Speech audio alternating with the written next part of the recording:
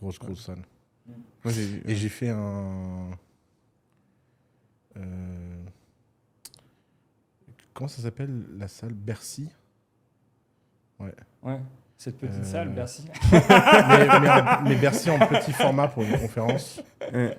Et bon, la salle n'était pas complètement remplie, mais il devait être 8000.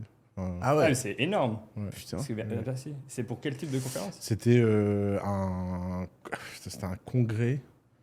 C'était une boîte qui avait invité des milliers de collaborateurs.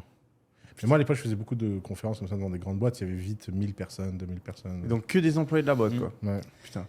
Et Et t'étais tu payé stresses combien pour faire une conférence comme ça? Pas beaucoup à l'époque. Ouais. 10 000, 15 000. 10 000.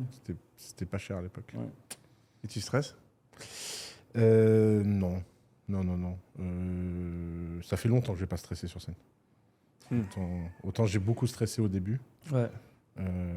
Mais après, quand je faisais grand salle, j'étais tellement rodé. Je faisais ça tellement que, en fait, il y a un moment, c'est pas tant la taille de la salle qui te stresse. Ouais. Pour en avoir parlé avec beaucoup de chanteurs et d'artistes amis. Et je suis d'accord avec eux parce que j'ai ressenti la même chose au début. Ce qui te stresse, c'est la réaction des gens et l'anticipation de la réaction des gens. Mhm. Tu te dis, putain, les gens, ils vont pas rigoler, ils vont pas aimer, ils vont pas aimer, Mhm. machin. Donc, tu te fais des films dans ta tête qui commencent à te paralyser. Le track, c'est ça, en fait. Le track, c'est vraiment... Mais quand tu sais que tu as un product market fit, quand tu sais que tes blagues, elles sont drôles, qu'il y ait 100 personnes, 200 personnes qui sont plus... En fait, c'est juste un...